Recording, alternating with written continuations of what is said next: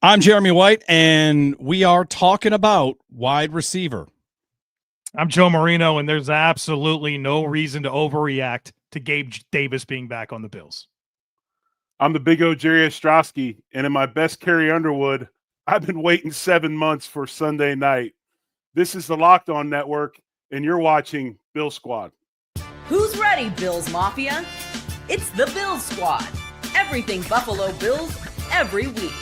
Breaking down the big hits and game-changing plays the way only the Locked On Podcast Network can. Nobody circles the wagons like the Buffalo Bills. So gear up and squad up.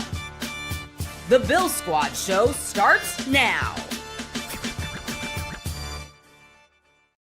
And welcome in, Bills Mafia. This is the Bill Squad show. I'm Jeremy White, longtime host of WGR Sports Radio 550 in the mornings. Talking Bills quite a bit with you, with me as always for this Bill Squad show. We're on the Locked On Bills channel. Mr. Joe Marino, of the Locked On Bills podcast and many other endeavors as well. The Locked On NFL Scouting, Locked On First Read, Go Bills, Buffalo's Run, author, everything. Find him at thejoemarino.com for all his stuff. Jerry Ostroski, 100 years. Sorry, Jerry, not that many. 100 games. Feels like it. 100 games played with the Buffalo Bills. We are here for a Bill Squad show with you. Today's episode brought to you by FanDuel. Football season's around the corner. Visit the FanDuel app today and start planning your futures bets now. Today's episode, plenty to get to. We have this award show planned. We're going to get to some, not preseason awards, but preseason awards, if you follow me on that. Dark Horse MVP, comeback player, rising star for the Bills, as it is a game week. So we have a lot to get to with that. Josh Allen ranked number 3 by the NFL players in the top 100, the highest he's ever been, behind, we'll get to who. And, of course, the news that had us scrambling for the lead story today, Gabe Davis is back. Not exactly a shock. He came in for a visit last week, and now here he is, Gabe Davis, on the practice squad. And, Joe, I'll start with you because you said there's absolutely no reason to overreact about it. So, all right, I'll be calm. I'm not mad. But, of course, anything with receivers and it's like the bat signal hits the sky, I'm ready to talk about it in a lot of different ways. But you say no reason to overreact here. None at all, Jeremy. And look, go back to my journey with Gabe Davis. I've been hosting Locked On Bills since the start of 2019, January 2019. And I've had a lot of commentary about Gabe Davis. And I was not a fan of the idea that the Bills should re-sign him. And I didn't think that he's truly an NFL number 2 wide receiver, despite having some good statistics. I thought the skill set was far too limited. But here's the reality of the situation. Gabe Davis is not being brought to Buffalo to be a featured part of the passing offense. The Bills play a game in less than a week. This is a week 1 practice squad signing. Can we please just take it for what it is and not overreact massively to this and make it like, what does this say about Keon Coleman and maybe Josh Palmer isn't who they thought he was going to be or what? It's none of that. It's an opportunity to bolster your roster for the stretch run. The guy's not even healthy. He's working back from a torn meniscus. So let it play out. And the worst thing that can happen is that the Bills have an experienced player within the scheme that has established chemistry with Josh Allen in case they need him down the stretch. That's it. We're talking about wide receiver 9. Amen, Brother Marino. Preach. I hear you. I agree 100% with that. This is one instance where you allow the league to set the market for a player, and the league has done that and has proven Brandon being correct. They didn't want to spend the money that Jacksonville paid him. He went to Jacksonville 1 year. They let him go because of the production and lack thereof. He goes to free agency. He's been sitting out there for months, not signed. So you understand, and there are teams out there that could use a receiver like that. We've talked about him. Pittsburgh was one of them. Kansas City could probably use him. He remains unsigned.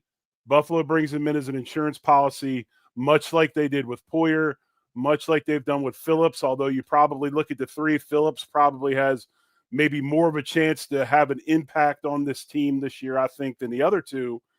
But you're exactly correct. He goes off for millions, comes back for thousands.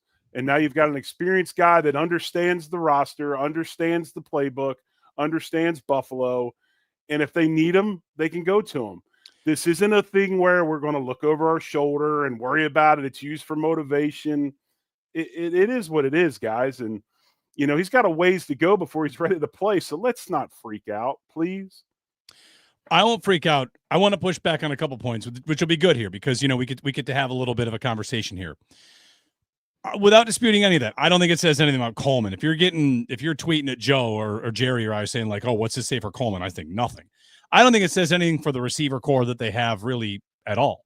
The thing I would wonder is, you're the same thing about Poyer.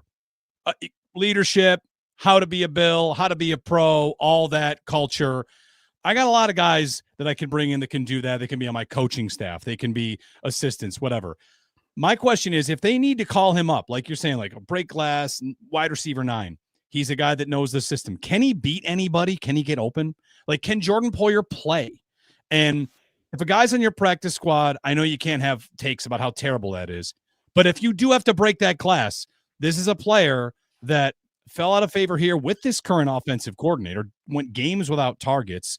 And I don't know if I should ever get in a spot where the guy that is on the practice squad I'm going to feel good about, but I'd much rather be having developmental guys and growing the cupboard of players that know the system and the players I can count on and the players that maybe can, given a little more time, take a role like this. So I'm not against the move, but I want to push back on how, like, everyone right now will say low risk, high reward. I think low risk and very low reward. I think the ceiling here is super low. If it was Laviska Shenault, would you feel differently?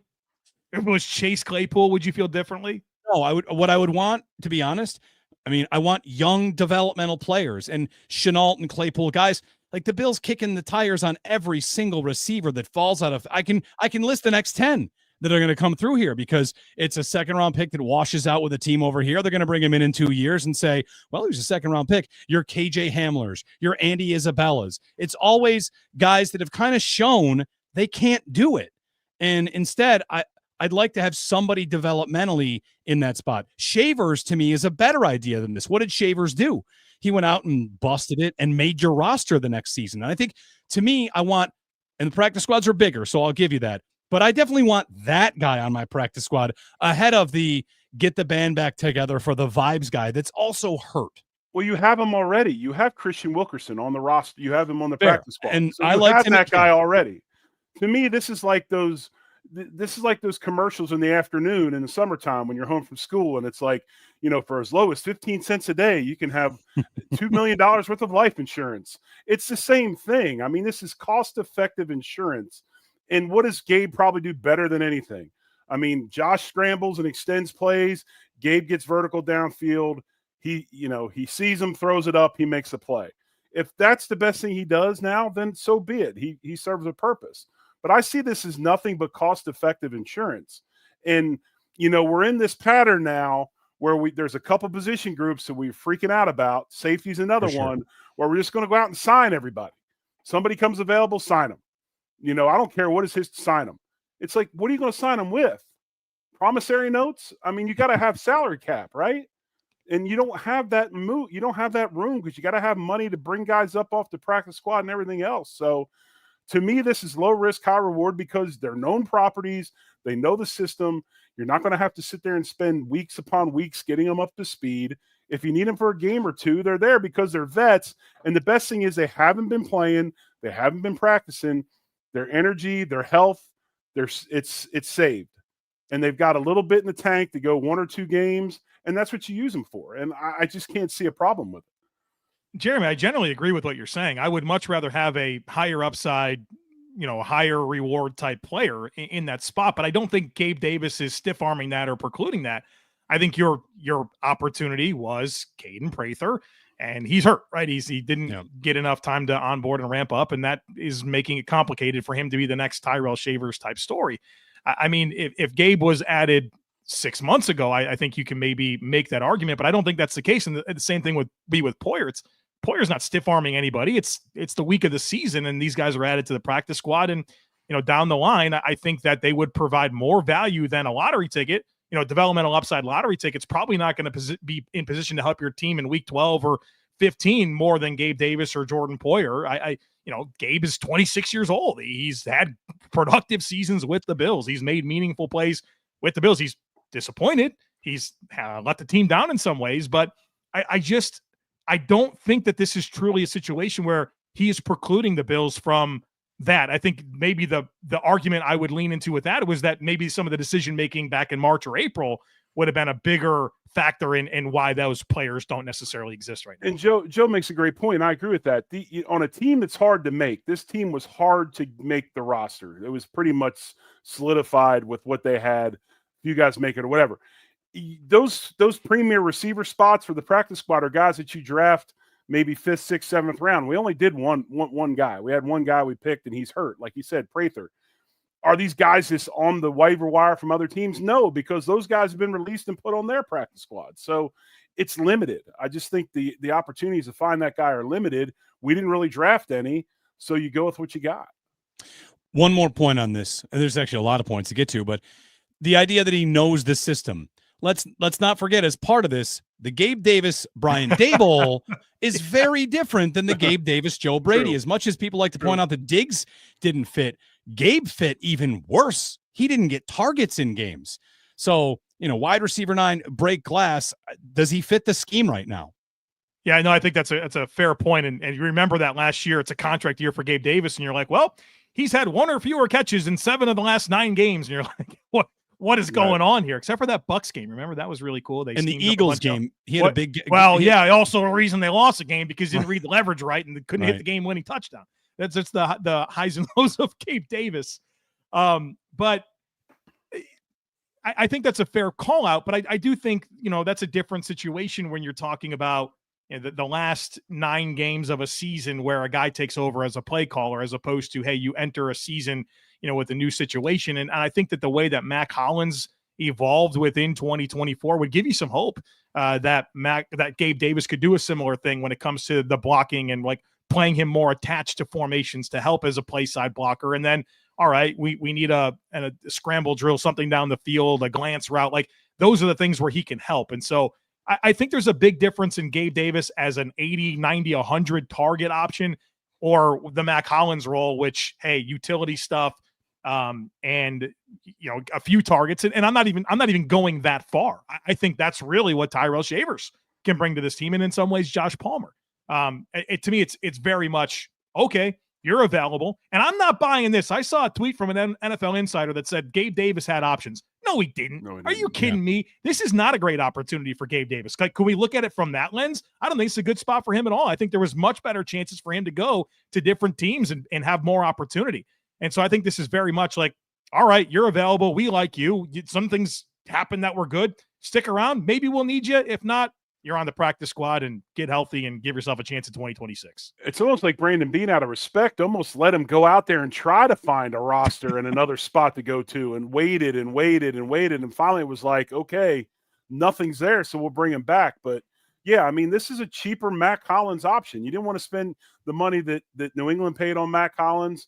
So you got the next best thing if you have to bring him up. And honestly, let's hope the Bills don't have to bring him up. Let's hope that group progresses. Let's hope Shavers does what we think he'll do. Let's hope Keon goes ahead and develops the way we think he will, and they don't have to bring him up. But if they do because of injury, it's pretty much no issues. He knows what's going on, and you put him back in it. One thing, got a couple comments in this. You can tell us what you think about the Gabe signing if you're streaming with us live here on YouTube. Drop us a like, subscribe, and a comment as well. We'll get to some of your comments because we got one here. I want to ask this one. Reality is that Gabe knows Josh better than anyone in the wide receiver room. Chemistry shouldn't be overlooked. Josh hasn't built that chemistry or trust with Kincaid or Coleman or Palmer or anyone aside from Shakir. And I feel like those 2 points don't have to be connected, Joe, but it's been a theme here for us talking about the need for Allen to have another weapon that he has chemistry with. So that it's probably not going to be Davis, but of the players he did mention there, who is it past Shakir that it really needs to happen with for Allen to finally find another connection? Coleman, Palmer. Yeah. I think those are the Anybody? two guys. Yeah. And look, I think that's a benefit to what Gabe brings, but that's where we're talking weeks down the line if necessary. So like last year would be great.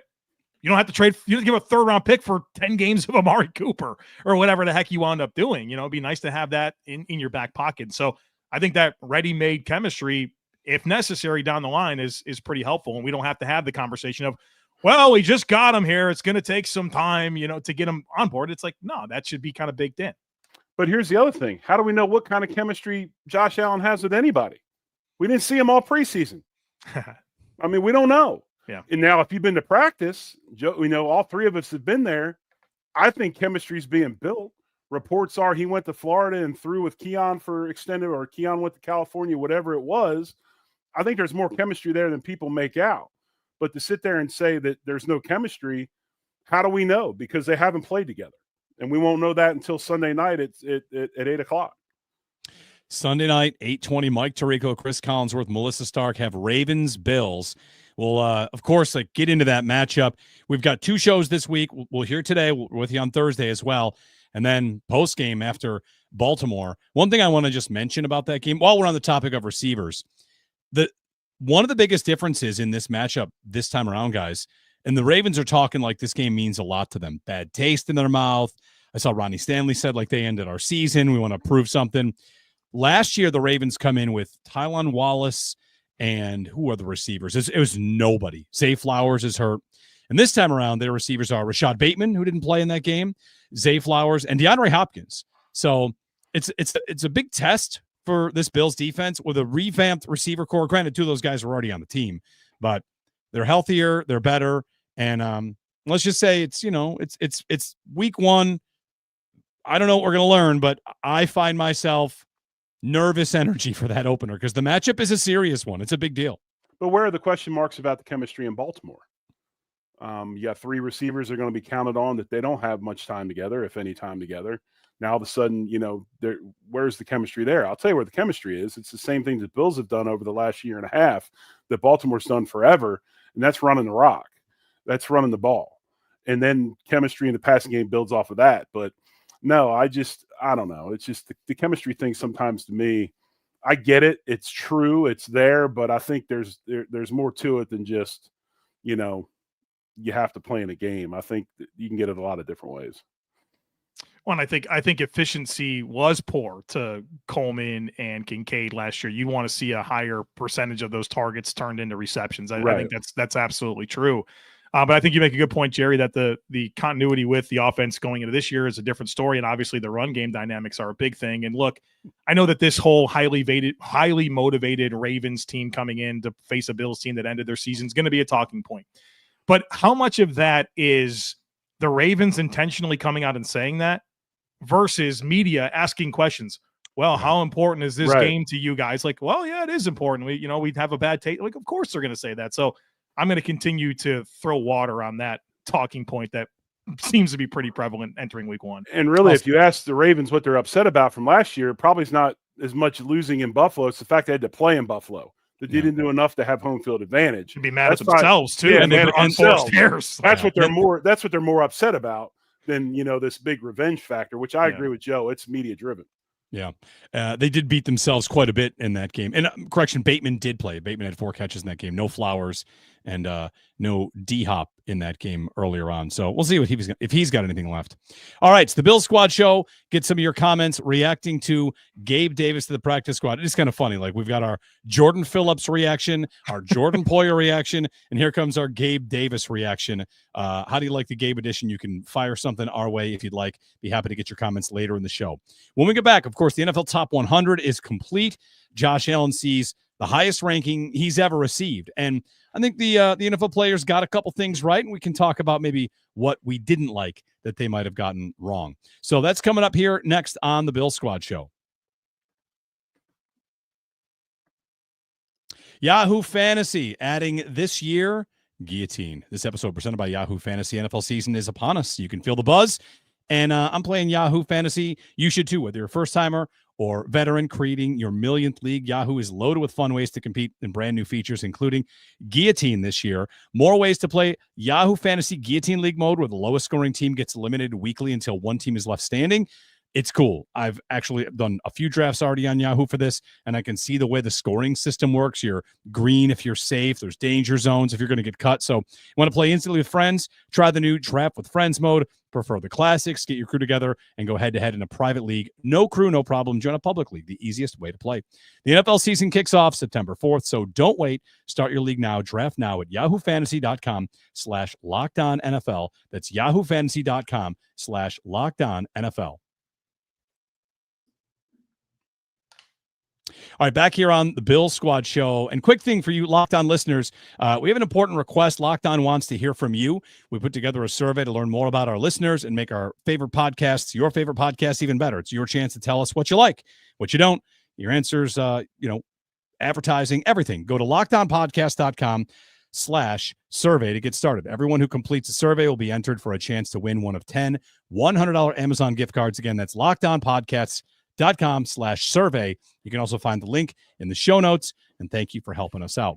Also, by the way, speaking of guillotine, raise your hand if I got you in a guillotine league with me. Look at these two. Yes, let's go. First timers. Jeremy, this is big. I am anti more than one fantasy team. So I made an exception here. I have two fantasy teams now. Well, I guess we'll draft. Is it the draft tomorrow or? Oh, it's tonight. Is it tonight? Tonight. Well, I'm ready. I'm ready for sure. Tonight at 8 o'clock, man. Oh boy. All right. Let's go. Let's go. Learn the guillotine format. It's a beautiful thing. If it's your second team, Joe, that's fine. As soon as that team gets knocked out, you're back to one league. I don't plan on getting knocked out. So that's right. That's the thing. Ride all the way to the end. All right. Anyway, Gabe Davis back with the Bills. We're getting your reaction on that. If you want to drop a comment, we'll dig through some of these a little bit later, making some notes here to get to some more comments. Josh Allen ranked the number 3 player by the NFL players. The top 100 comes out. Allen finishes number 3 behind Saquon Barkley, number 1, and Lamar Jackson at number 2, both ahead of Mahomes, which is not a surprise to me. And we talked about this, guys, when the Locked On NFL list came out. I told you my rule, Jerry. My rule was I just want Lamar and Josh next to each other, ahead of or behind Mahomes. I don't think you can split them. If you're a rings person, you can argue Mahomes if you want. But Lamar and Josh both ranked ahead of Patrick Mahomes by the players this year. I think that says something. No, I think it definitely does. And I think these two guys are peerless. I mean, they're a little bit different in what they do. I don't know if there's anybody in the NFL. I still believe Josh Allen's the best football player in the NFL, period. Hands down, of any position, anywhere, even more so than Myles Garrett, more so than Micah Parsons. His size and the things that he does, I think he's peerless. But you got to look at Lamar Jackson, the things that he does as well. And both of them are loaded with records that are for the first time, or the only. And I agree with you, Jeremy. There's, you put it the best way that I could. I would struggle with this, and I think you put it the right way. They're together all the time, whether they're 2-3, 3-2, it doesn't matter. Now, the issue I have with this list is, personally, I think both of them are better than Saquon Barkley and do more for their football team than Saquon. So I would, if I was doing this list and you were insisting on Lamar being ahead of Josh, then Lamar should be 1 and Josh should be 2, and Saquon can be probably 4 behind Mahomes. I don't think Saquon's number 1. I mean, you jump over somebody backwards, I guess that automatically makes you the top guy in the league. But no, it's hard to separate the two. And really, it's hard to, I think, differentiate the two. Although I think just Josh, between his size and what he is, that's the differentiator in what he does. But yeah, I think this is fine. Other than Saquon being 1, I don't agree with that. I like that they're both ahead of Mahomes. I like that they're together. I do not like. I don't like that Lamar or Saquon are ahead of Josh Allen. Right. And really what it comes down to is look at those situations. Look at Saquon's situation with the Eagles. Look at Lamar's situation with Baltimore. Lamar and Saquon are elevated by those situations. Josh Allen is the situation. And I think it's abundantly obvious if you watch these players. You think Saquon Barkley was the reason they won the Super Bowl? He's a big part of why they got there. He wasn't effective in that Super Bowl game because he was searching for home runs. It was about the defense. It was about, the big throws that Jalen Hurts made.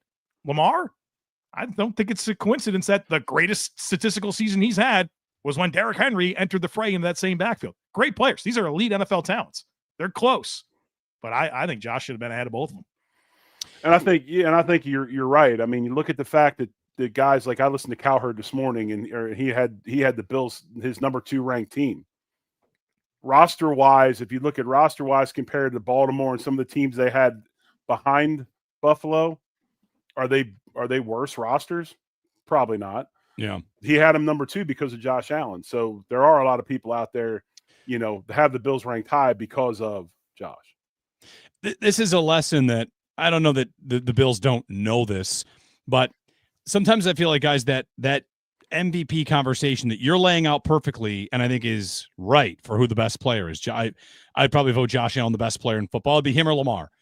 And that Lamar has a lot more help around him, to me, is, I don't know if it's a problem. I don't want to ever bet against Josh Allen, but it's why I wanted them to re-sign James Cook, because I didn't want that to go away also, right? Yeah. Well, the line makes Cook. Sure, but the line is good, and Cook makes the line look better. And that's something that Barkley just did for the Eagles. The Eagles the year before Barkley got there, ran for 2,000 yards as a team.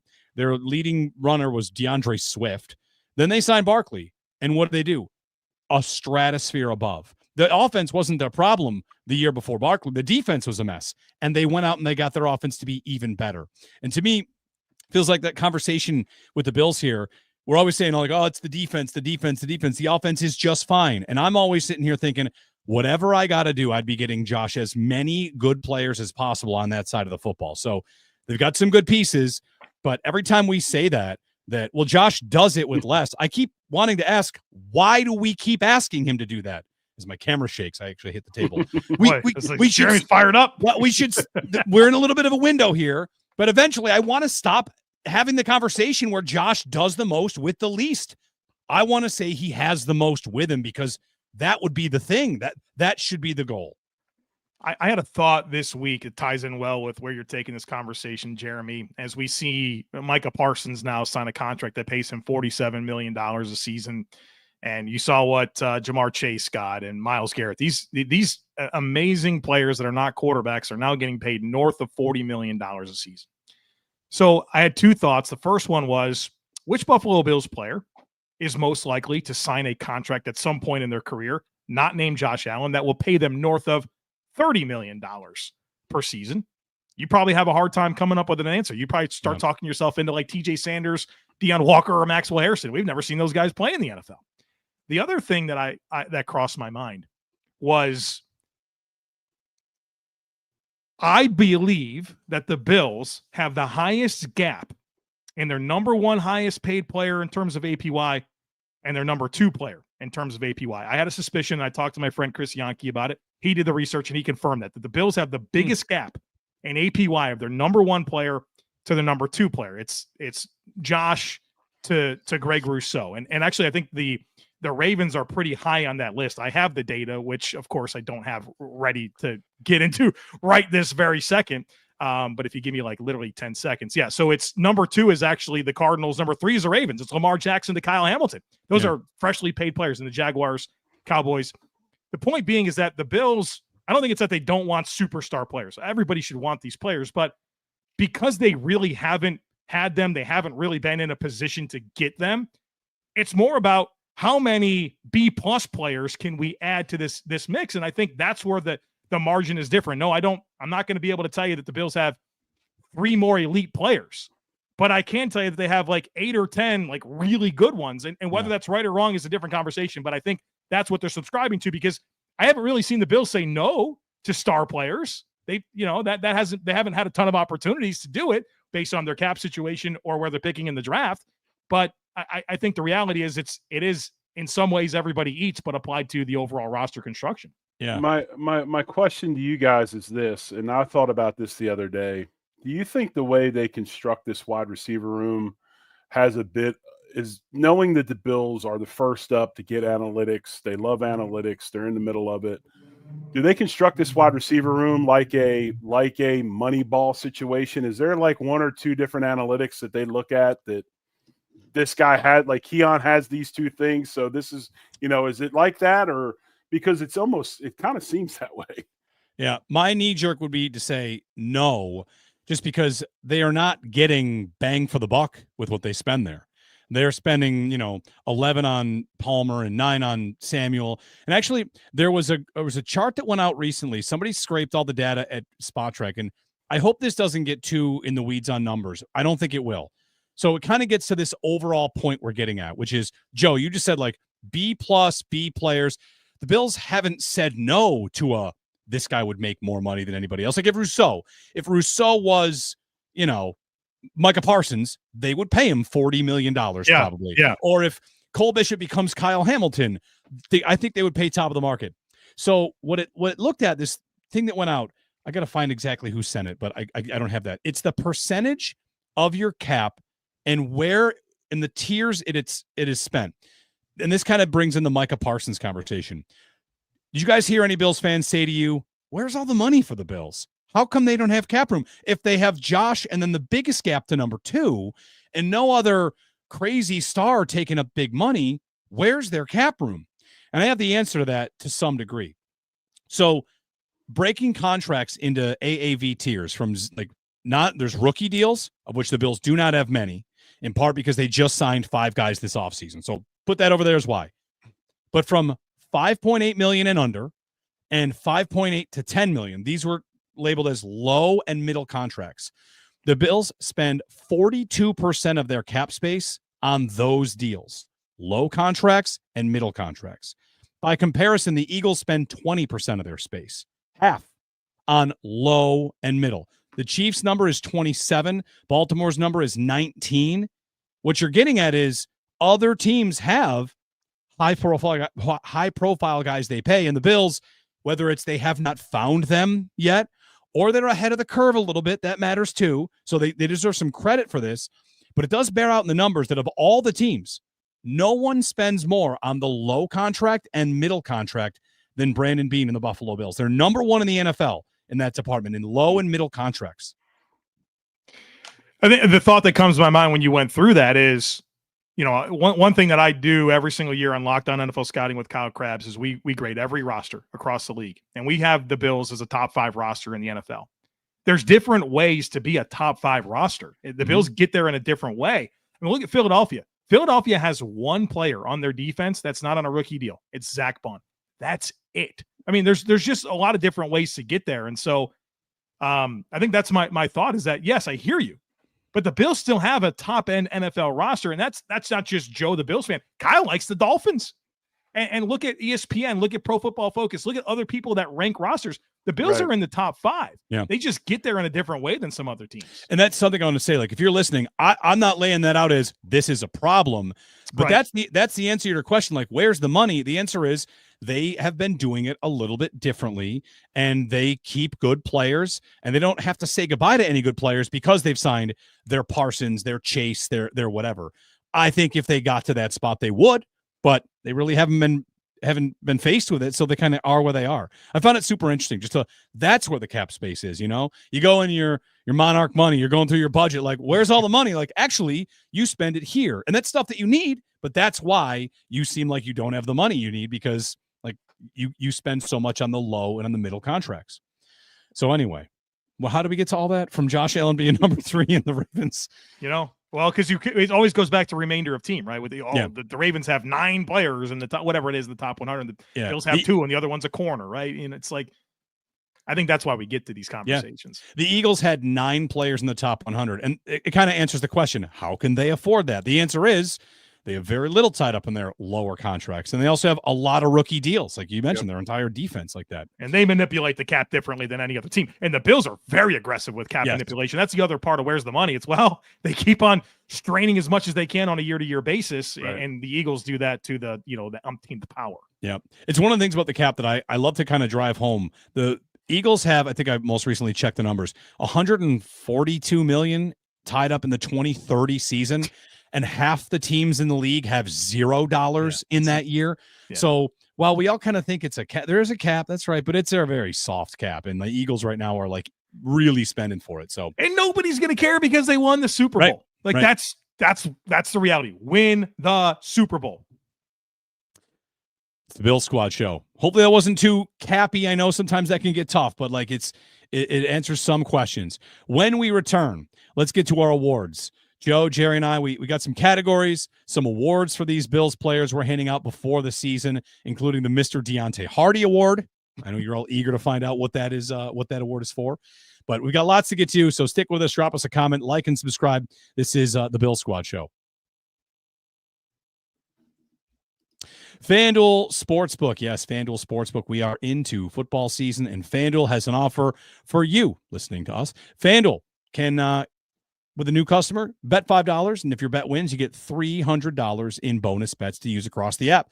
I'm on FanDuel, whether I'm betting football games, soccer, hockey season will come soon enough, the golf. We've got the Ryder Cup coming up, plenty to get to. And with FanDuel, there's game Thursday, there's game Friday. I like using it. It fits how I like to bet. I got a vibe for the game. There's lots of different options, and it makes the games a little more exciting. So whether you're watching your team or just keeping an eye on your fantasy lineup, it is quick, it is easy, and the best way to add a little more energy to your Sundays or Mondays or Thursdays or Fridays. So are you ready to play? Download the FanDuel app now by visiting FanDuel.com to get started. That's FanDuel.com to place your first $5 bet.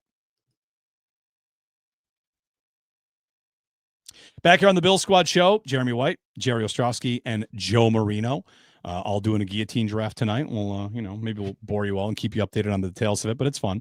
And man, I've been drafting like crazy these days. Now to get to some awards. We've got lots of awards, some Bills prediction awards, I guess is how we would phrase these, right? Like, who's going to be the dark horse MVP? Are we making a rule that we cannot say Josh Allen for any of these awards?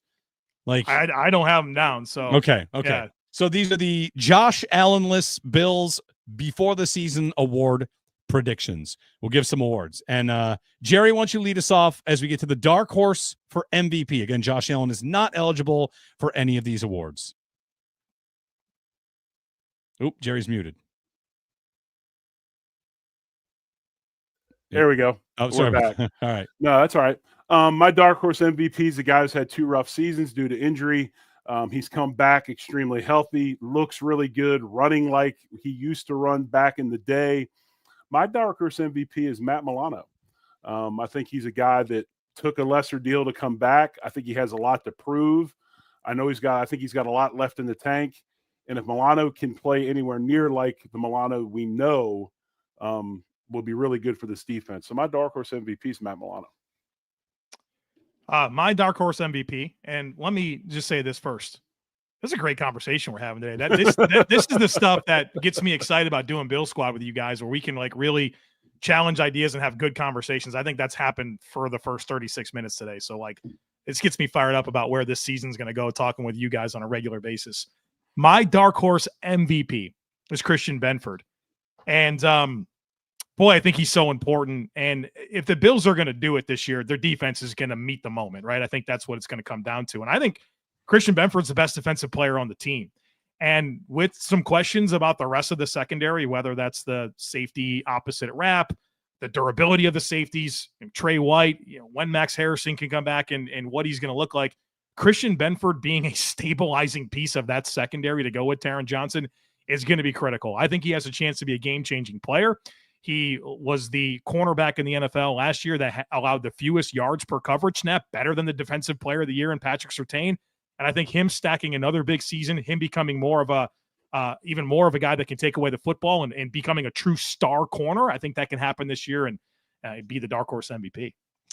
My dark horse MVP, I went with Joey Bosa, just because our previous conversation, the idea of guys that are at the top, elite players, there is, to me, a chance he gets to that, right? He gets to elite pass rusher status. Is it a gamble? Sure. It's why he was only $12 million, because it might not happen. You're not getting a bankable asset. But if he turns into prime Bosa, then I think you could really get something great from him. And pass rush is the thing the Bills really want. They always want. They're always chasing. So my dark horse MVP, I'll go with Joey Bosa.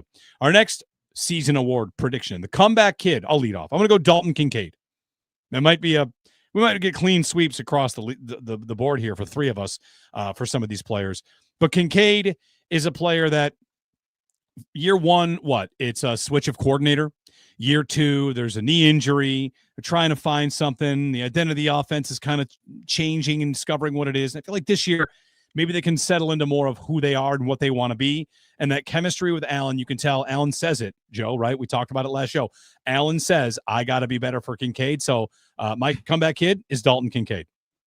In the words of the great Lee Corso, not so fast, sweetheart. We're not going clean sweep here on comeback kid. I thought we would go a clean sweep with my choice, but I don't think that's going to be the case. I'm going with Matt Milano. Come on now. This guy's really missed the last 2 years, right? Kind of limited time at the beginning of 23, at the end of 24. Started to look more himself at the end of 24.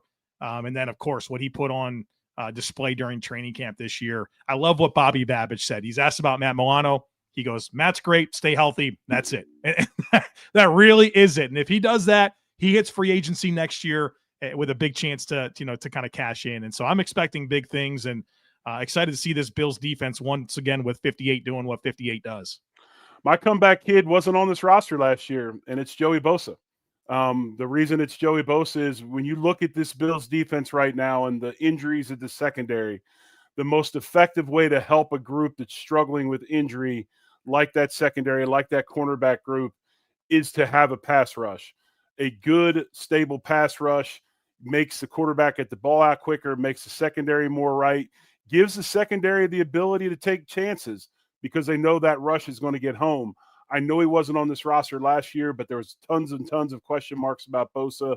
He came to Buffalo for a fresh start. He came to get that fresh team aspect and make that comeback and, revitalize his career. And that's why he's here. And my comeback kid is Joey Bosa. Jerry, passing it right back to you for Rising Star. You can lead us off here. I think this one's about as cut and dry as any pick for me that there is. And Rising Star would be Keon Coleman. He needs to be that rising star. We've watched him this preseason. I love the fact that he's going back to his roots. I love the fact that he's gotten away from trying to lose weight and be this 40-time separation type wide receiver with athleticism. He is an extreme athlete, but he's not a burner. He's a guy that bullies people, uses his strength, his size, his ability to high point the football, strong hands, catch it in traffic. And seeing that this preseason has got me excited. I think the rising star on this roster will be Keon Coleman. I think it will be very, very effective this year in this Joe Brady offense. I think Jerry's been listening to Dion Dawkins talk about Keon Coleman. He's pretty excited. You heard those. I got my Snow Motorsports shirt on. I might. I know. I think Jerry Ostroski is the biggest Dion Dawkins fan out there. I think it's a great choice. And I landed on a player that I don't think anyone will come out and say is a star, but I think he's got the chance to take the biggest jump this year, and that's Osiris Torrance at right guard. Yeah, oh, look at that. Jerry's perking up, talking a little old line here. Look, it's year 3 for Osiris Torrance, a player that obviously Aaron Kromer loved. They picked him in the second round. This is going to be 3 years with the best offensive line coach in the league working with this guy. We saw good development last year, and I think with Kromer, with Torrance's skill set, another year between Brown and McGovern, contract extension eligible after the season. I think you're going to see Osiris really put it together in a big way. And again, it's going to be hard to measure that. What are you going to say? You didn't give him any penalties and give him any sacks. You'll know. You'll see him. You'll watch the tape. You'll hear us talking about it all the time, what this guy's doing, opening lanes in the run game. But I'm looking for the big jump in pass pro this year, and I think that's where you'll see the growth, and it'll be the rising star. My rising star, I'm just going to go with Josh Palmer here. A third receiver for the Chargers for a while, comes here, he gets a couple years to work with Josh Allen. And if he gets what a lot of these other players that play with Allen get, which is like the Allen bump. I know he was with Justin Herbert, I know.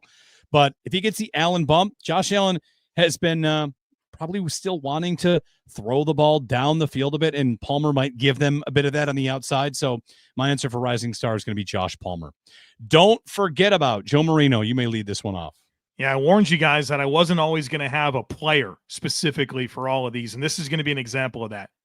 Don't forget about the first half of Keon Coleman's rookie season.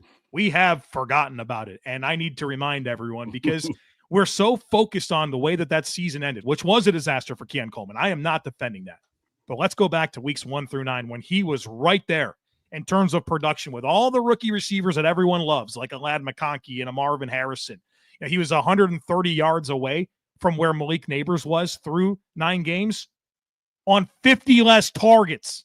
Keon Coleman showed us the things that should get you excited about the skill set in those first 9 games. The dude got smashed. His wrist is broken, was never the same. The role changed. The offense changed. He never really just picked it back up and where he left it off. But if we go back and see that guy for 9 weeks that we saw, and then we see a step there, I think we're going to be really excited about Keon Coleman. And that's coming from someone who had a lot of doubt in the skill set when the Bills drafted him out of Florida State.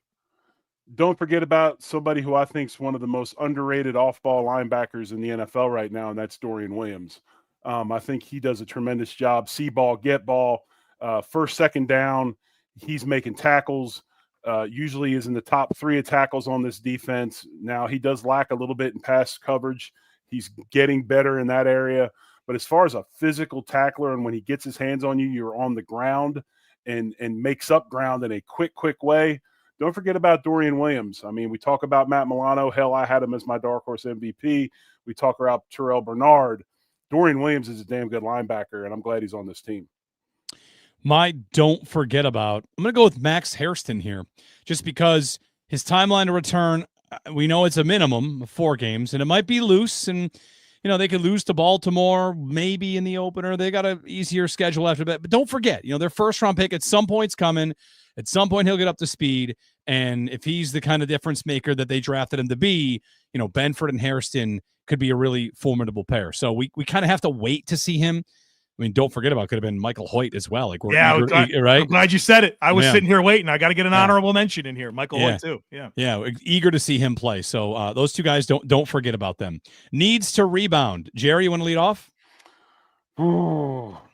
Yeah, I'll do this. Needs to rebound. To me, this is where I probably put Dalton Kincaid. We understand the type of season he had. We know that Josh Allen came out and did the noble thing and validated Joe Marino as one of the best about noble. Thank you, best Joshua. Content creator, covers of the Buffalo Bills that there is in the country, was saying that he needed to get better throwing the ball on target to Dalton Kincaid. But we all know the struggles he had with injury and those types of things and consistency. So as far as needs to rebound, not just for the football team, but for his own good, just for his own confidence and mental makeup, Dalton Kincaid is my guy who needs to rebound. Joe? My need to rebound. My needs to rebound. It's the third down defense. Come on now. This thing was a disaster last year. 29th. Yeah. You should a team that goes 13-4 and goes on the road in the AFC Championship game and takes the Chiefs down to the wire should not have the 29th third down defense, and that's not typical. You look at the Bills, where they've ranked in third down defense going back to 2018. They were 8th, 7th, 13th, 1st, 7th. They're 19th in 2023. They're 29th in 2024. 44% conversion rate. That was a problem with the team last year. They couldn't get off the field on third downs. And obviously, they were able to take away the football, which helped. That Josh Allen didn't give away the football, which helped. That was part of this script. But this team's got to get off the field on third down. They certainly have made the investments to give them a chance to be better there. But come on now, 29th in the league in third down, you better get at least back to middle of the pack. My needs to rebound is Ed Oliver.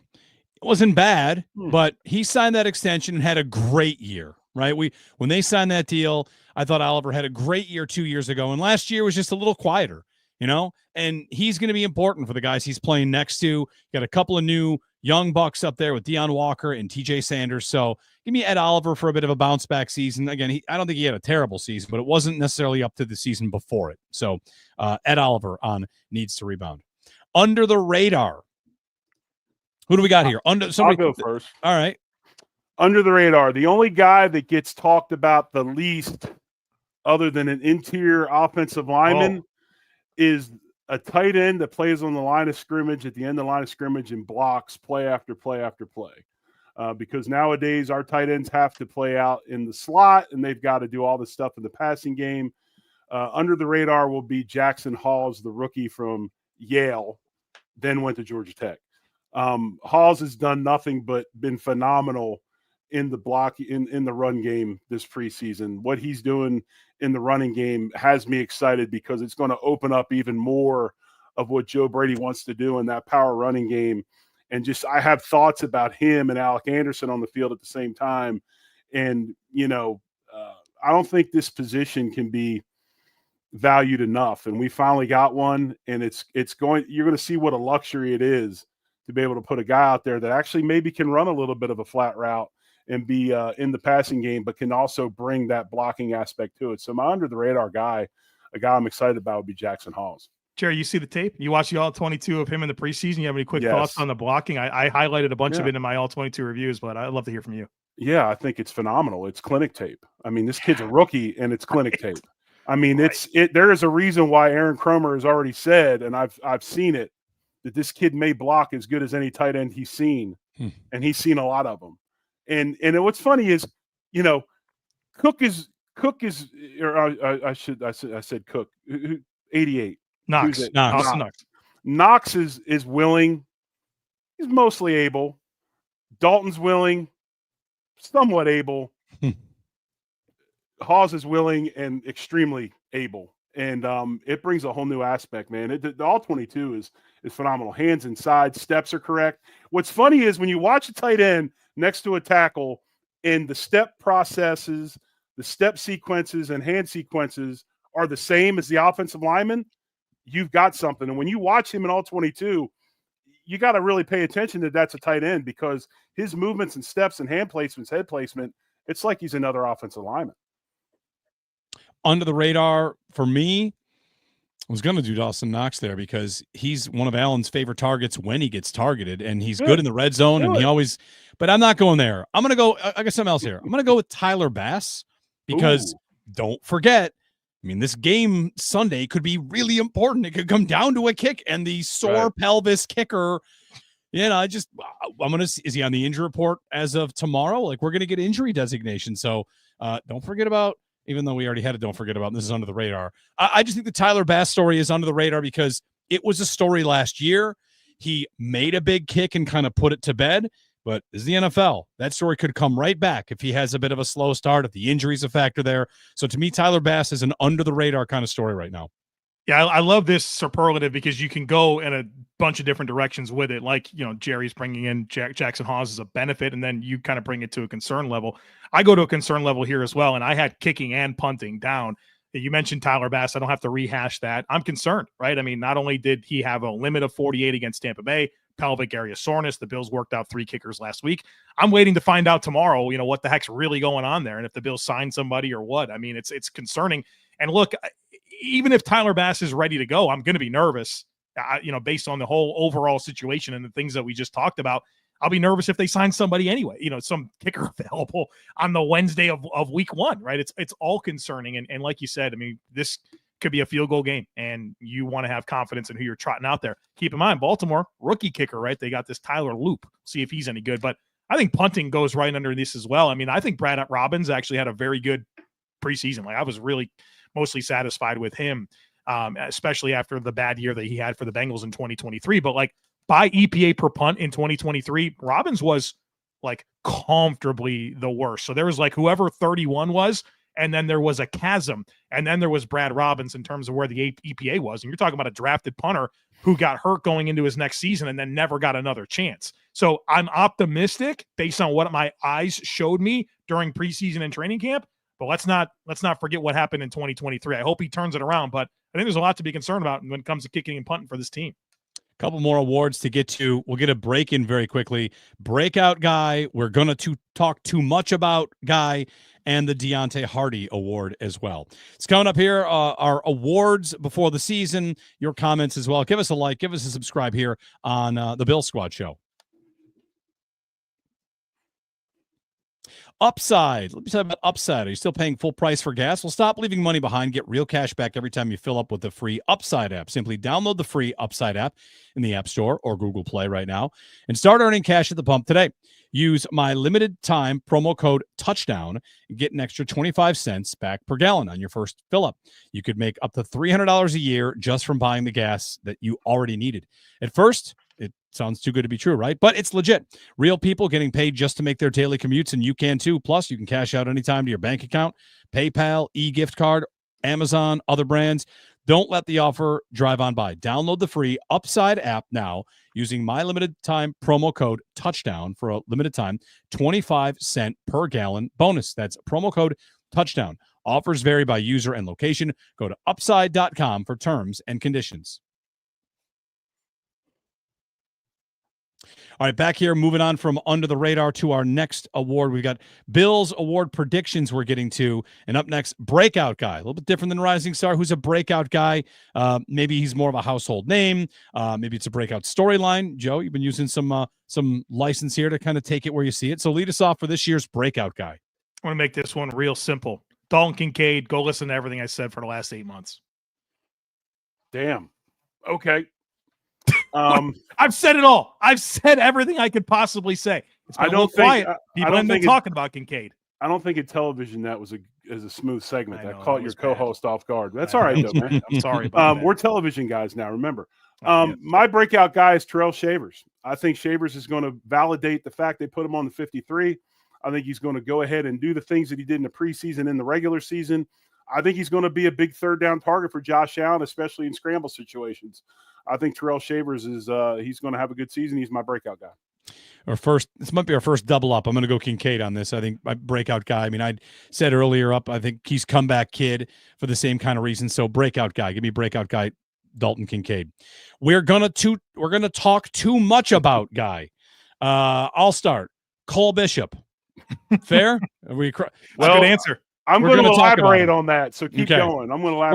We're going to talk a lot about Cole Bishop. He has a lot of pressure. I was thinking when the Poyer news came down, you guys talked about like the dynamic. Does he feel threatened by Jordan Poyer coming in? I know Poyer's just practice squad, but like McDermott saying we're looking for someone across from Taylor Rapp, and he gets some good reps in the Tampa game, and that's good.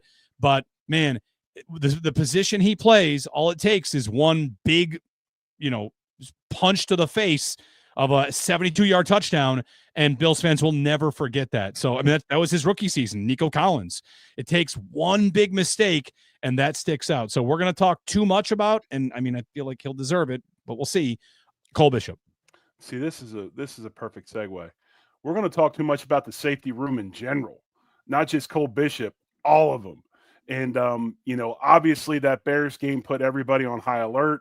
But I think if you really sit back and you watch the Bears game, then you watch the Tampa Bay game in the preseason, and you see the difference between both games and the fact that the Tampa Bay game, they actually knew what was going on, knew where to line up, new assignments. And in the Bears game, it was just basically a fire drill. I think it gives you a little bit of hope to see where this group can be, because obviously in this defense, they're the last line of defense. They're asked to do a lot. And when everybody in front of you is not right, it's going to be really hard for them to be right. So I think they're going to be better than people think. Then you throw Tyler Rapp in the situation, which solidifies the group. I think Cole Bishop's going to have a much better season than people are thinking he's going to have. I think we're going to talk way too much about the safety room. And at the end of the season, might be pleasantly surprised just how they've played. We're going to talk too much about is going to be the Bills defense after week 1 against the Baltimore Ravens, right?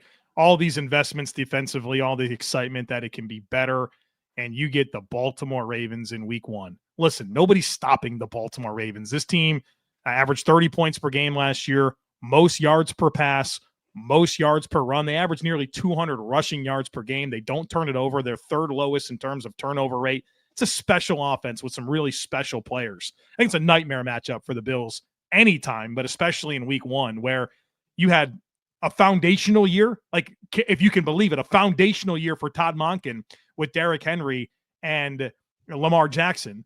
And now everybody's back, right? You add Hopkins, and I don't think much of Hopkins, but I think he helps that offense in terms of having another guy out there that's going to play a high volume of snaps. It probably opens up a little bit more for the tight ends, a little bit more for Zay Flowers, a little bit more for Rashad Bateman. And look, Lamar's an off-script player too. And who would you rather heave it up to than DeAndre Hopkins? I think we've seen how that can go from time to time. So I think he does help an amazing offense. And so you have a Ravens offense that's unbelievable with continuity and probably a little bit better, not to mention some of the young offensive linemen are now another year in their system. You think about Rosengarten at right tackle was a rookie, Voorhees and Folele, different spots, kind of their first season last year. Those guys are in year 2 against a Bills defense that is coming in with maybe some injury concerns with a lot of new pieces, having to play this team in week 1. I hate the matchup, and I hate all the conversations that are going to come about the Bills defense after Sunday night. Right, and probably my honorable mention, piggybacking off of what Joe said, would probably be how much we're going to talk about if we only had Michael Hoyt and Larry Ogunjobi in the first 6 games. Yeah, I just need week 1. The other 5, okay, let's go. We'll be okay. Week 1, man, come on. You mentioned that Hopkins Hail Mary. There's a new drink in town. It's Hyde's Hail Mary. Micah Hyde has like a new drink with his name on it. It's Hyde's Hail Mary. So, take a look for it. I saw it and I thought, I remember a Hail Mary. The Bills rode that to a big winning streak right after that big Hail Mary. So a silver lining on that. Yes. Finally, last award to get to, the Deonte Hardy Award. This is guy that maybe doesn't do that much, then shows up and saves the day, because that's what Deonte Hardy did with the punt return touchdown in Miami, right? The Bills kind of locked in an ugly game. It ends up being the difference. So give us a guy. He's going to make a play, and we'll remember him for it, and we'll thank him for it. My Deonte Hardy Award winner would be Shaq Thompson. And I think Shaq Thompson history shows that Terrell Bernard will miss time. It's not a matter of if, it's usually when. He's going to miss at least 1 or 2 games. Shaq Thompson's going to have to come in and take over that middle linebacker spot. I know we got Joe Andreessen. I think Shaq Thompson was on this roster to be primarily that middle linebacker backup. I think he comes in and does something that we remember him for. Interesting choice on Deonte Hardy. That Trent Sherfield made a crazy play in that game off the ricochet, right? That's then right. Even like randomly Taylor Rapp, he makes the interception, the game-sealing interception on that throw to Chase Claypool. That was crazy. Like a bunch of unsung heroes stepping up in that Week 18 AFC Championship game. I'm going Tyrell Shavers here. I think it fits the spirit of the award. And maybe it's a big catch where I'm sorry, Jerry, I don't think he'll be a high volume piece of this offense. I did my stat prediction pod on Monday. I actually had him catching 5 balls for 60 yards. But maybe one of those will be very timely. Maybe it's a special teams play. If he's the gunner, make a big tackle, recover a ball, force a fumble, something like that. I think he's kind of that X factor guy that'll do some crazy good thing. It just feels like that arc is pushing that way, and I'm ready for it. I'm going to go with Curtis Samuel. He may be too high profile, but he never actually plays, it seems. I shouldn't say that. Joe, you had the stats. He actually does not miss many games. Right now, he's missing time. We'll see his injury designation as of tomorrow. Now, I won't pick Curtis Samuel. I might go, I don't know. I mean, Samuel had that 4th down touchdown against Kansas City. Nobody talks about it. He did. He also beat Patrick Surtain for a touchdown in the Bronco game. Yes. Nobody did that all year. Right. So, if he can ever get on the field, I don't want to take too many shots. Like you said, he does play. So, other than that, the Deonte Hardy Award, how about give me like a Jamarcus Ingram play? I don't know. Somebody down the depth chart. We'll see. Anyway, next show, Thursday, full-on preview, right? Baltimore mode. It's the NFL opener, the Eagles and the Cowboys. Then we're on the Chiefs and the Chargers, and then we are into Bills, Ravens, which it's funny. Like week 1, Joe, I think you laid it out really well. Your vibe going into this game, I feel like, is the vibe I have for this game, which is, all right, close our eyes and see what happens. If they lose, it doesn't. It's fine. It's the Chiefs lost last year, opening night to the Lions a couple years ago and won the Super Bowl. I am worried about the matchup. We'll dig further into it, but my vibe right now is, man, defense, a lot of young players, a lot of guys missing, the Baltimore machine right out of the gate. Like my vibe is, we'll see if I can fix it by Thursday. I had the same vibe. I spent today on the radio talking about just because you lose the first game doesn't mean you're a bad football team. Talking about Notre Dame and Miami and the likes. But no, I mean, it's going to be a tough matchup. It really is. And I don't know. I'm kind of like Joe. Get it out. Let's get it out of the way. Week 1. Let's get it over with. And then, go on with the season and not be trying to worry about this week 8, 9, 10, somewhere in the middle of the year. The Bills can beat the Ravens. For sure. Yeah, you know what I mean? Like this isn't David versus Goliath or anything like that. No. I mean, from a logical just matchup perspective, it's a tough matchup for any team, and I think in particular the Bills. But 17's real, and the Bills have played Lamar Jackson tough at times throughout the Sean McDermott era, and so it's not David versus Goliath, but that doesn't mean I love the matchup here in week 1. I mean, that's what we're talking about. Yeah. I mean, you still have thoughts in your head of the first carry of Derrick Henry's game, going touching goalpost. I mean, it's real. I mean, we've seen it. Well, let me close with this thought. That's one of my big takeaways, my big thoughts going into the game is make them be special. Like, with all due respect to Derrick Henry, 100 other NFL running backs were going to score on that play. Right. Like, Lamar Jackson's going to make plays, but can it not be the wide open dudes? Like, can he just do the things that Lamar does to make him special? Like, make them be special. Don't be because you couldn't line up, or you got wham blocked into oblivion, or you couldn't cover. Like, make those guys be special, and maybe they will be. Right. We want to thank everybody for joining us here, Locked On the Bill Squad show. Make it your first listen. Make the Locked On Bills with Mr. Joe Marino there your first listen. You could make your second listen to Locked On NFL season previews on Locked On NFL. Every division winner, breakout stars, and Super Bowl contenders. An 8-episode series with everything you need to know about the NFL season. Find Locked On NFL on YouTube, wherever you listen to podcasts. Part of the Locked On Podcast Network, your team every day. All right, gentlemen, we're back on Thursday, and we'll get into, matchups. We'll have injury designations. We'll know the story on Trey White, on Tyler Bass, on many others. Khalil Shakir, who's been back, but, timelines can be sensitive with a high ankle. So tomorrow, a big day to find that out. We'll get that info, and we'll be back to talk about it on Thursday ahead of the NFL opener. With that, gentlemen, thank you, and go Bills. Go Bills. Much love. Go Bills.